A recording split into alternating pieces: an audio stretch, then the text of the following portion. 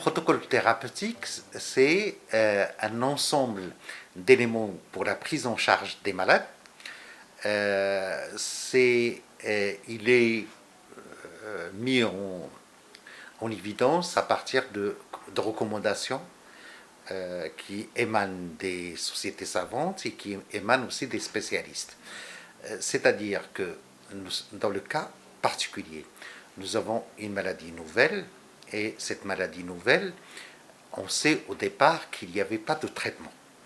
Mais il fallait prendre en charge les malades selon des schémas thérapeutiques bien précis, basés sur des données scientifiques, et puis sur l'expérience des équipes.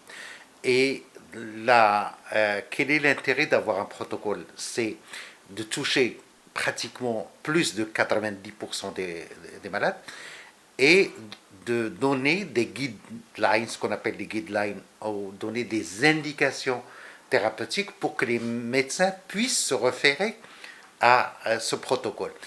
Et l'intérêt aussi, c'est que tous les médicaments qui seront pris dans ce protocole-là, c'est des médicaments qui vont être disponibles au niveau des pharmacies de l'hôpital, des centres de santé et aussi au niveau des pharmacies dans le privé. Les médecins chinois, comme ils étaient les premiers à faire face, ont constaté sur des observations que certains médicaments ont une activité antivirale, notamment l'hydroxychloroquine. Et on a constaté aussi que l'hydroxychloroquine, qui est la quinine, hein, en définitive comme les gens la connaissent, c'est un médicament antiparasitaire qu'on utilisait pour le malaria, le traitement du malaria. Et on avait constaté au niveau du laboratoire qu'il avait une action antivirale au niveau du laboratoire, c'est-à-dire pas chez l'homme ou l'animal. Et aussi qu'on a constaté que quand on le donnait à des malades, la charge virale diminue et l'intensité de l'infection diminue et il n'y a pas une évolution vers l'aggravation. Et ça, c'est les premières constatations au niveau de l'hydroxychloroquine en Chine. Et puis, on a associé un macrolide qui s'appelle l'azithromycine, qui a aussi une activité antivirale démontrée. Et l'association de ces deux médicaments, quand elle est utilisée dans les phases précoces, c'est-à-dire dès l'apparition des signes, elle avait un effet bénéfique. Une fois que la réaction inflammatoire s'est installée, c'est un protocole qui n'est pas efficace à ce niveau-là. Voilà un petit peu cette donnée-là. Au niveau national, déjà, au départ, on avait pris le parti de ce protocole. Ce protocole, il a été lancé au Maroc, respecté dans une grande mesure, et c'est ce qui fait qu'on a des différences en matière de morbidité, c'est-à-dire l'intensité de la maladie, et en matière de mortalité. Si on compare la mortalité au Maroc dans l'ensemble et la mortalité dans les pays européens, on a une mortalité de 1,5 actuellement, alors qu'en international, c'est une mortalité qui est beaucoup plus importante. Ceci d'une part.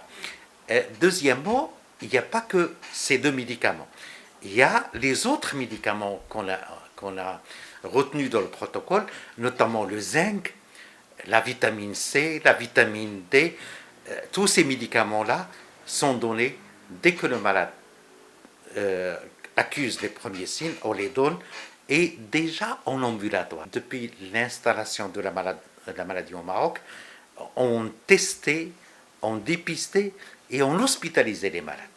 Et par la suite, quand le nombre de malades a augmenté, cette partie du protocole a commencé à être donnée au niveau ambulatoire, c'est-à-dire chez le malade, chez lui. Il sera suivi par un médecin ou par la cellule et on lui donne ses médicaments et on le surveille et on l'isole dans sa maison de manière à ne pas transmettre à la maladie.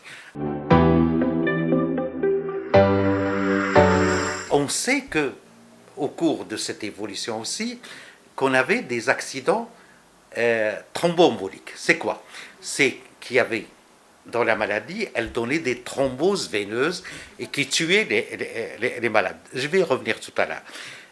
On donnait aussi les anticoagulants, même en ambulatoire, surtout chez les sujets qui ont soit des maladies chroniques qui favorisent la thrombose, comme le cancer, comme certaines maladies chroniques du système, ce qu'on appelle les maladies du système, ou l'obésité, c'est-à-dire le surpoids. Et le surpoids, on sait que le surpoids, il favorise la thrombose. Donc, on donne des anticoagulants à dose prophylactique, c'est-à-dire pour éviter que la thrombose s'installe. Le virus va s'accoler aux cellules de l'organisme par l'intermédiaire de récepteurs. Ces récepteurs, ils sont connus, ce qu'on appelle les récepteurs ACE2. C'est les récepteurs de l'angiotensine qui vont permettre au virus de rentrer dans la cellule, de faire des dommages au niveau de la cellule et de déclencher ce qu'on appelle l'orage inflammatoire, la réaction inflammatoire très importante qui va évoluer pour son propre compte. Donc, au niveau du poumon, qu'est-ce qu'on aura? On aura des accidents de thrombose et d'hémorragie intéressant le secteur veineux et le secteur artériel, et puis des suffusions hémorragiques. Et au niveau du poumon, on a aussi ce qu'on voit dans le scanner, des opacités en verre dépoli, comme on les décrit, et ces opacités vont être responsables de lésions et vont perturber les échanges gazeux, et le malade va devenir hypoxique, c'est-à-dire qu'il ne va pas respirer convenablement, il ne va pas assurer les échanges gazeux, il ne va pas prendre de l'oxygène de leur ambiant et le mettre à la disposition des cellules, ce qui fait que le malade va devenir polypnique, dyspnique, c'est-à-dire la respiration va devenir très accélérée parce qu'il a soif d'air, et il va devenir aussi bleu, la coloration bleue, l'oxygène baisse dans l'organisme, il va devenir bleu, de plus en plus il fera de l'effort respiratoire et il va se fatiguer, et dans ce cas il faut lui apporter de l'oxygène. Donc l'oxygène est nécessaire pour ces malades-là, on va leur donner, et l'oxygène on va le mesurer par l'oxymétrie au niveau du pouls, et on estime qu'à partir de 94-95%, c'est que le malade a besoin d'oxygène, et on va le mettre à partir de 92%, on va le mettre systématiquement. Comment on va appliquer cet oxygène? Et c'est dans le protocole chez les malades hospitalisés, parfois même chez eux, on va leur donner de l'oxygène, soit par les bouteilles d'oxygène, soit par les extracteurs, soit dans la maison, soit à l'hôpital. L'oxygène, on va le donner par palier, 2 litres, 3 litres, et on va surveiller, est-ce que le malade va s'améliorer? Parfois, le malade ne s'améliore pas sous oxygène, on va mettre des masques à haute concentration d'oxygène, et on va voir, est-ce que le malade s'améliore ou ne s'améliore pas? Parfois, c'est insuffisant, on va faire ce qu'on appelle l'oxygénation à haut débit. Il y a des appareils qui sont disponibles qui permettent de donner beaucoup d'oxygène à fort débit jusqu'à 40 litres par minute. Parfois, c'est insuffisant. On va passer à l'assistance ventilatoire par un masque et avec un appareil de respiration artificielle. Ça marche, c'est très bien. Si ça ne marche pas, on va passer à l'intubation. Et on évitera l'intubation au maximum parce qu'on estime que chez ces malades-là, ils peuvent être aggravés, mais parfois c'est nécessaire, on fait une intubation et une ventilation mécanique. Tout malade intubé ne va pas mourir. Donc, quand on fait l'intubation, c'est un malade qui va être très mal, et une bonne partie va survivre, 60% vont survivre. Parfois, la mortalité est importante. Et la mortalité dépend aussi de ce qu'on appelle les comorbidités. Quelles sont les maladies sous-jacentes, notamment un diabète, une obésité ou une maladie chronique, un cancer en activité, ce qui fait que c'est des malades qui vont devenir fragiles. L'assistance ventilatoire par oxygène ou par ventilation mécanique invasive ou non invasive va se faire essentiellement dans les milieux hospitaliers, dans les soins, soins intensifs ou en réanimation.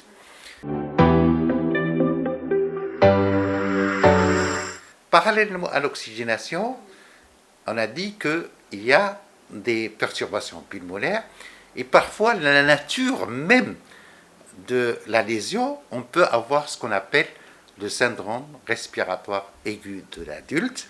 C'est une atteinte diffuse au niveau du poumon avec une diminution de la compliance pulmonaire. Ça veut dire quoi? C'est que le poumon va se distendre difficilement. Facilement, on arrive à distendre notre poumon. Or, chez ces malades-là, on aura un poumon comme de l'acier. Il est difficile de le distendre. Et ces lésions-là peuvent se voir dans le SD, dans le Covid, ce qui fait qu'on a deux types d'atteintes, soit des atteintes d'opacité avec des polis, avec un poumon qui est compliant avec ce qu'on appelle l'hypoxie, mais l'hypoxie heureuse, et soit on peut avoir un tableau diffus avec une atteinte pulmonaire importante, associée à ça, à une atteinte au niveau des équilibres gazeux, ce qui va rendre les choses un petit peu plus difficiles à gérer. Le cœur aussi prend un coup, parce qu'on peut avoir une atteinte directement sur le cœur, sur le myocarde, même sur les cellules cardiaques, comme on peut avoir une atteinte du cœur secondaire à une embolie pulmonaire, les thromboses.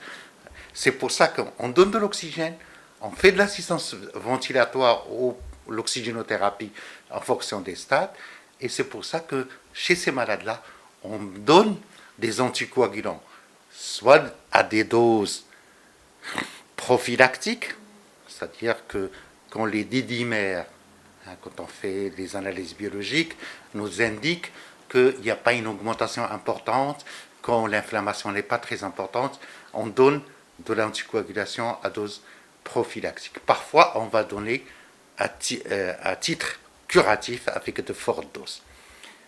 On sait aussi que dans la maladie, on a aussi une libération de molécules inflammatoires, notamment la CRP qui va augmenter, le TNF, l'interleukine 6-10, et on a des médicaments aussi qui sont actifs contre les interleukines et on va donner qui sont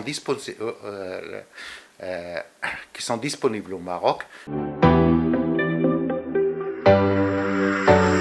L'antibiothérapie, on va la donner uniquement quand il y a une surinfection documentée, soit qu'on a une CRP importante et la procalcitonine est importante.